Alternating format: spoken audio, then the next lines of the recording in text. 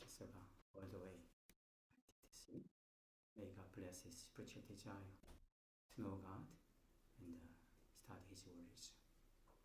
Let's pray. Heavenly Father, this time we want to listen to your words, not human words, the words of our God, our Lord Jesus. Bless this hour that we can listen to your word and understand God's words and put our faith in your word. Bless this hour. Bless the spiritual desires of those who have come to worship you today. I pray in Jesus' name. Amen. We are studying Mark's Gospel. There are 4 Gospels: Matthew, Mark, Luke, and John. We are studying Mark's Gospel with a focus on Jesus' discipleship training. Jesus' training for his disciples. The life of a disciple begins with the confession of Christ. You are the Christ. You are my Savior, my Lord. The disciple is called to deny himself and take up his cross and follow Jesus. And they pursue true greatness. Yes. Before that, they learn the power of faith. Jesus said, everything is possible for him who believes. I thank God that he says learning faith through overcoming difficulties in his study. Yes. Difficult situations are opportunities to learn faith. Everything is possible for him who believes. And he teaches us the secret of prayer. Prayer is a spiritual secret. When you pray, he listens our prayers. And they pursue true greatness. The concept of true greatness is different from the concept of greatness in this world. It's pursuing humbleness of Jesus. Jesus humbled himself, obedient to God unto death, and God exalted him to the highest place. God humbles and exalts. True greatness is to learn humbleness. Those who pursue true greatness practically welcome and serve a little child, a needy person, serve one person. In this world, people ignore weak and needy person. But those who pursue true greatness welcome and serve a needy person in Jesus' name. And they are serious about sin. If your hand causes sin, cut it off. Your foot, cut it off. Your eye, plug it out. It's not physically cut it off and plug it out. It's mortifying sin. That's it. Putting to death, fighting against sin, cutting off in our thoughts, in our hearts. So these are qualities for his disciples, essential for gospel-centered life. Today's passage includes 3 things: Jesus blessing little children and telling about the kingdom of God. Second, a rich young man who turns away from the kingdom of God. And third, Jesus' promise to his disciples. Let's read these key verses together one more time. Okay, shall we go? Jesus looked at him and loved him. Wanting to laugh, he said, "Go, sell everything you have and give to the poor, and you will have treasure in heaven. Then come, follow me." Okay. So first, little children in the kingdom of God. People are bringing little children to Jesus so that he might bless them. But the disciples rebuked them. Most likely, the parents are bringing the children to Jesus to receive heavenly blessing from Jesus. That's really good. But to the disciples, children's approaching Jesus felt like a disruption, annoyance on the way to Jerusalem. the place of Jesus' coming death, which Jesus had repeatedly spoken. How was Jesus' response? How did he respond? When Jesus saw this, he was indignant. It's a very strong expression. Rare. It's a very intense action. Indignant. Rare and striking action toward his own disciples. Why? Why such intensity? In the previous passage, some Pharisees came to Jesus to test Jesus with a question about divorce. Jesus could see the hardness of their hearts. Can you imagine? Son of God came into this world. It is to bring a great blessing to people in this world. Son of God came. His time would be limited. 3.5 years. And people came to Jesus with mixed motives.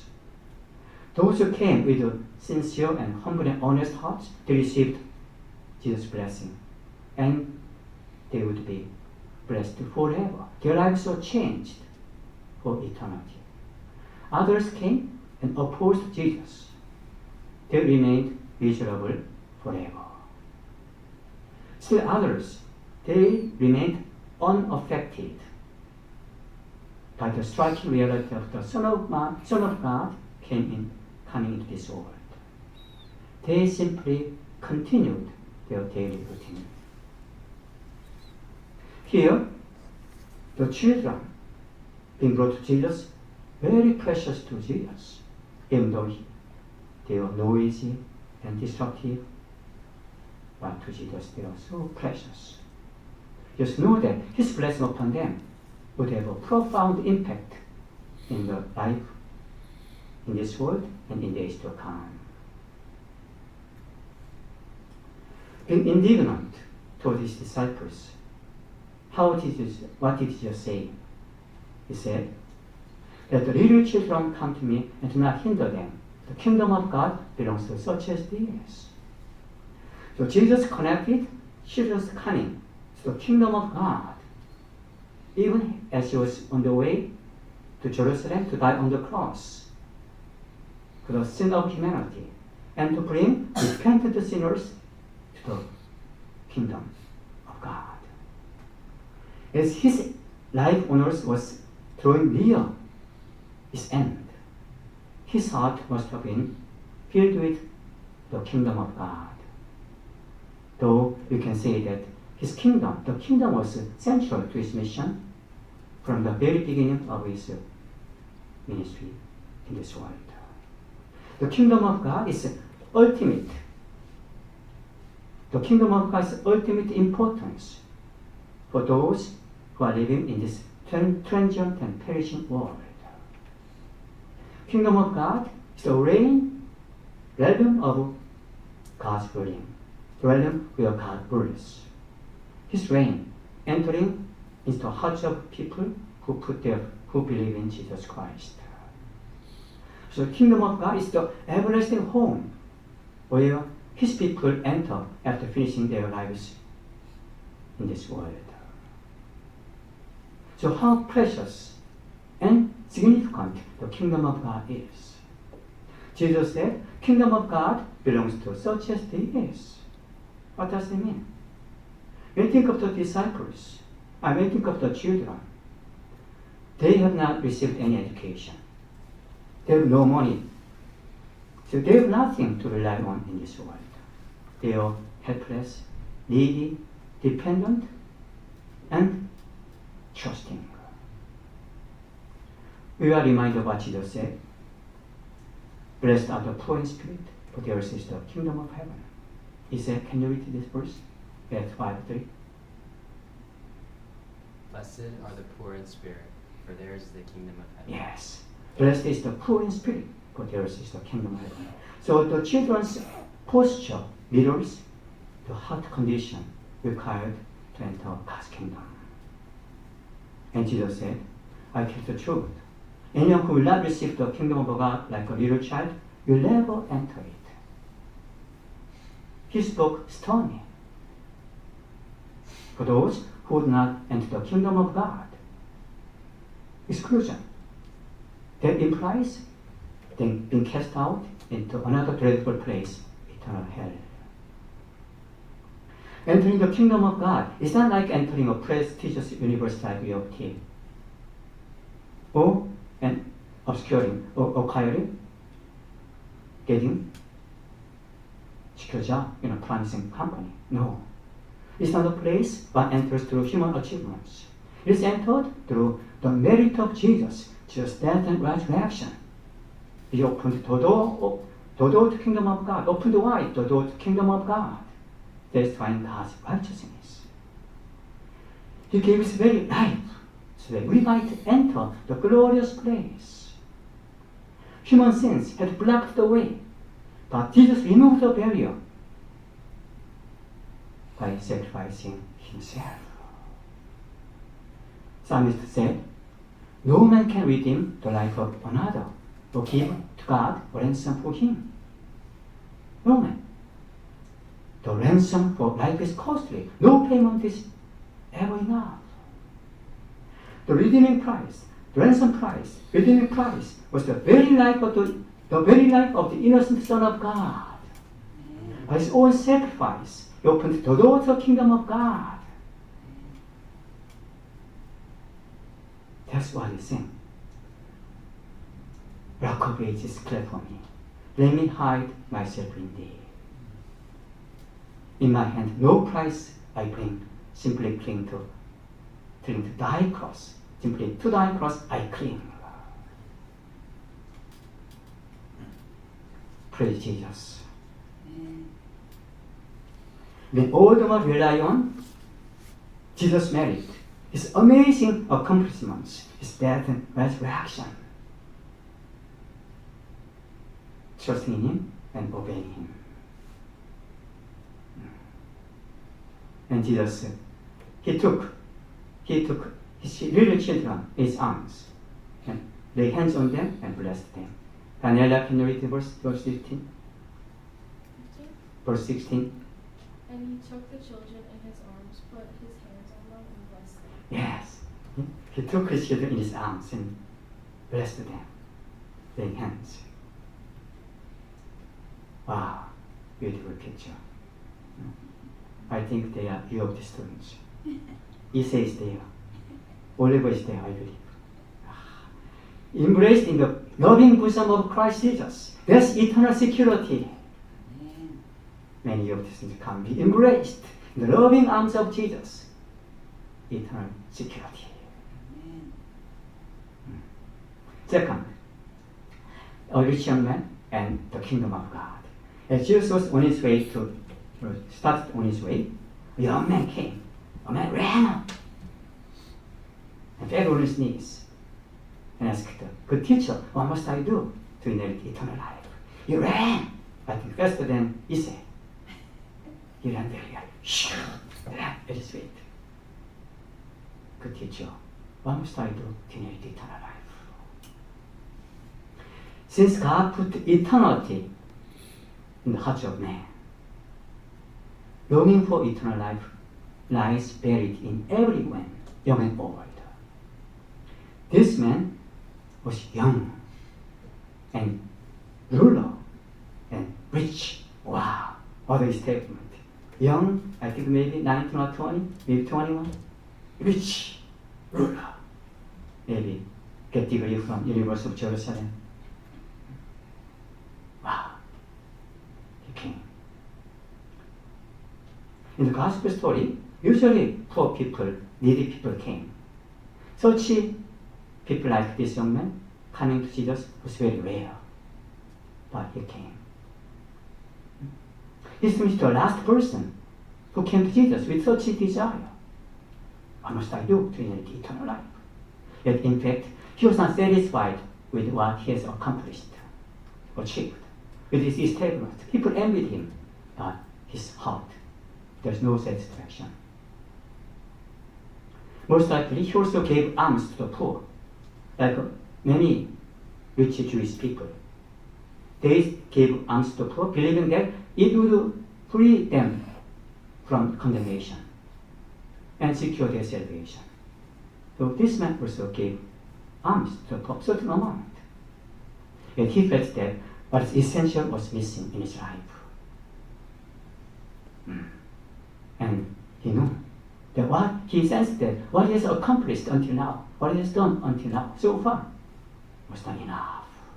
He wanted to do good things more and more, if only he could inherit eternal life. But how did Jesus respond? Very unusual. He said, "Why do you call me good? No one is good except God alone." See? What kind of response is this?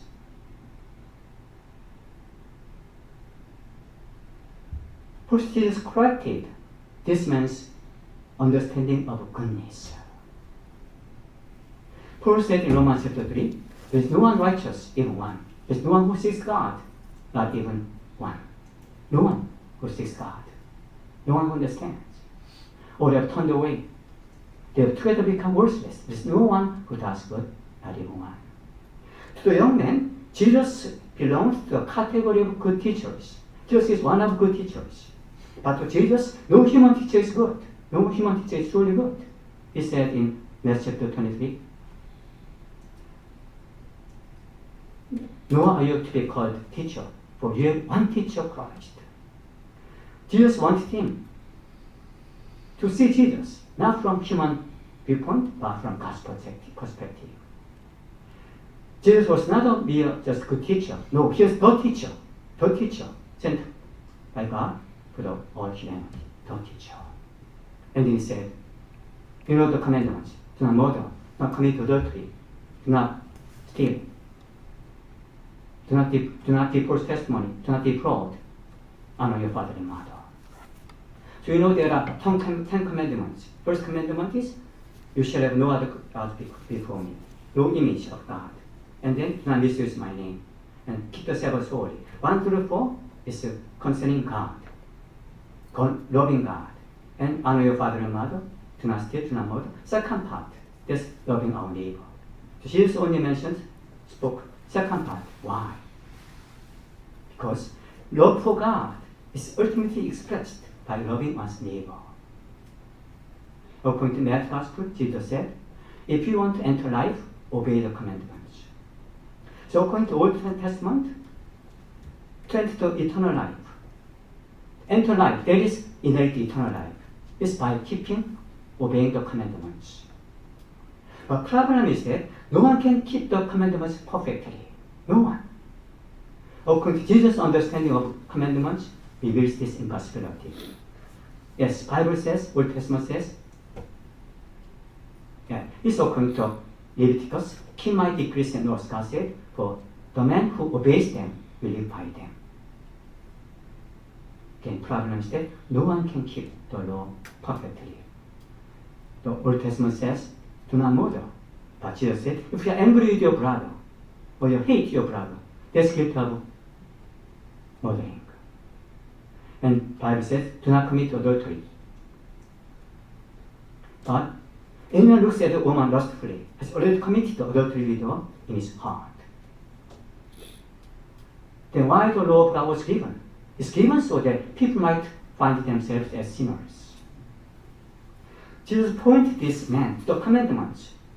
Seemingly sincere seeker, he may discover his sinfulness and come to Jesus in that awareness. Then the young man said, "Teacher, all this I kept from a boy. Since I was a boy, I kept all these commands." Wow! Declared what a confidence he had. Since I was like Jonathan, young boy, I kept all this. Wow! No problem, he said.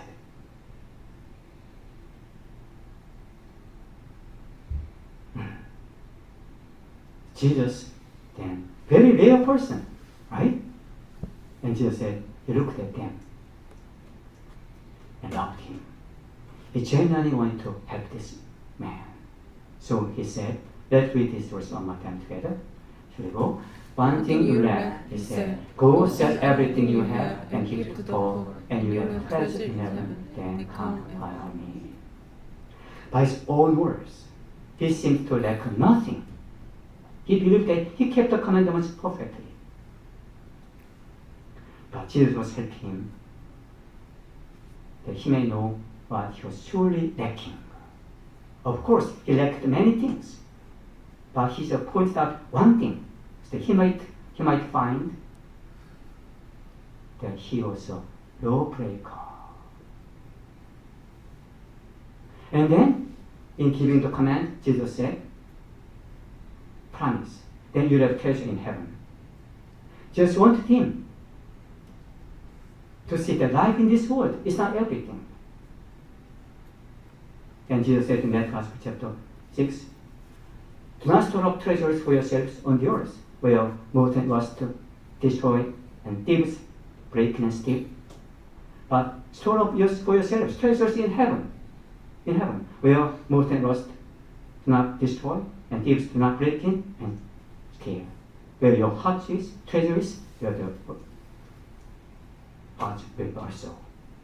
So Jesus wanted this young man to turn his heart, his attention from the earthly things to the heavenly things, because he was strongly attached to his possessions. Then, questioning, who can keep what Jesus demanded? Say everything and give it to the poor. Who can do it completely? And then Jesus is saying, he's teaching that you can inherit eternal life by making such a complete sacrificial giving. He's teaching that, as he starts, no one can fulfill it. No one can be saved by keeping the law. But Jesus was helping this young man to see himself as a sinner who desperately needed God's mercy.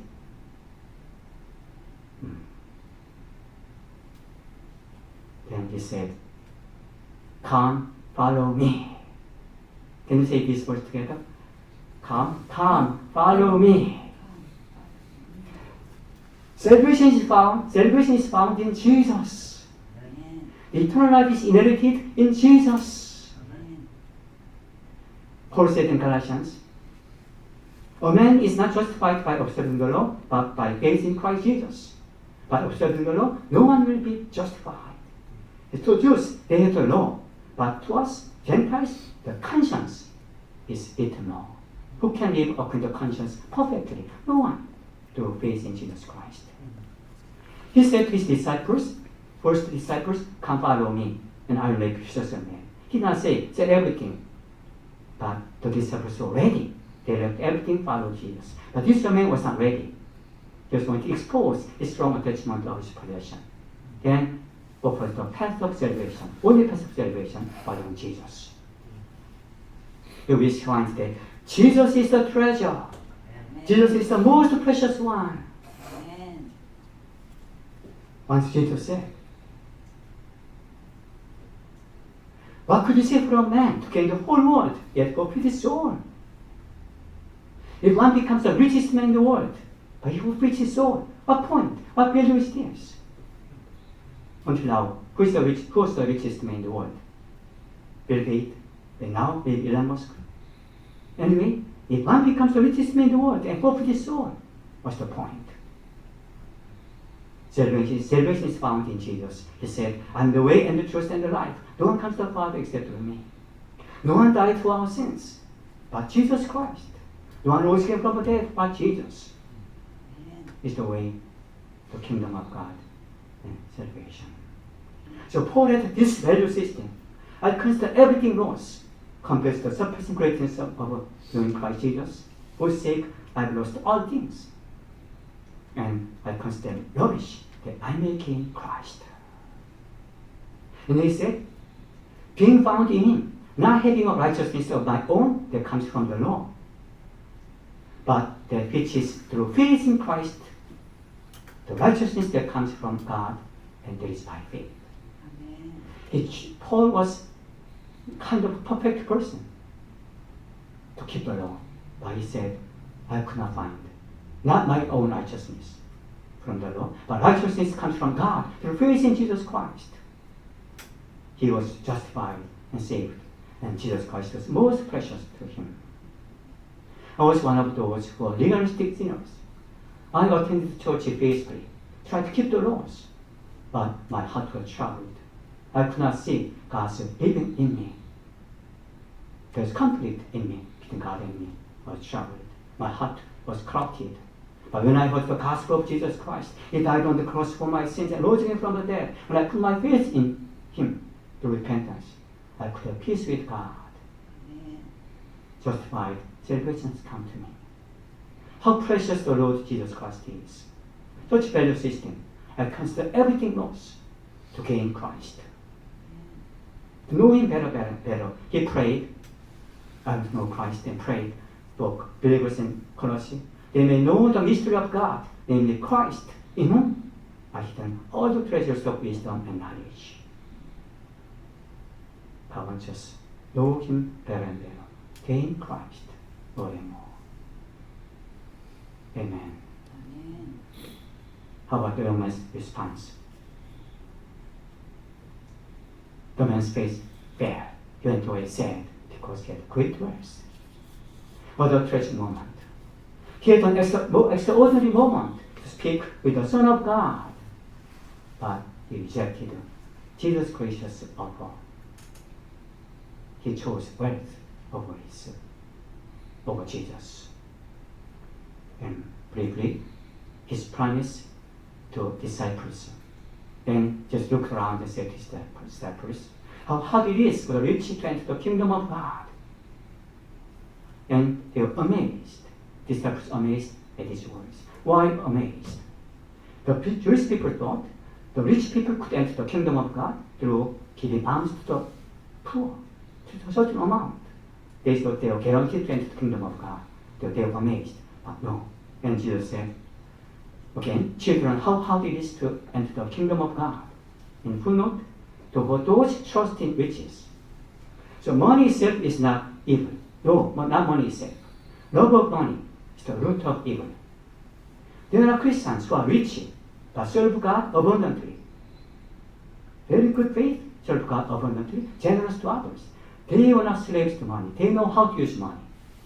Problem is slaves to money. And he continued, it's easier for a camel to go through the eyes of a needle than for a rich man to enter the kingdom of God. Then they were amazed even more.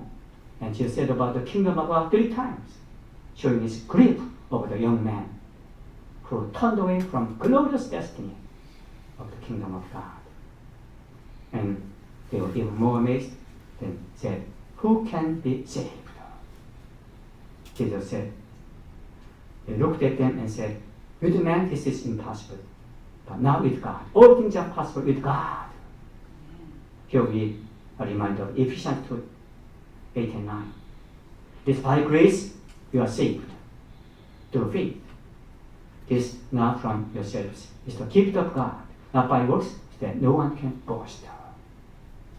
If you can believe in Jesus Christ, that's by God's grace. Amen. Forever thankful for this. Once I could not believe. Now I can believe in Jesus. I can hear His words. Forever thankful. Work out your salvation with a fear and trembling. Jesus said, all things are possible with God. So salvation is possible. Mission is possible.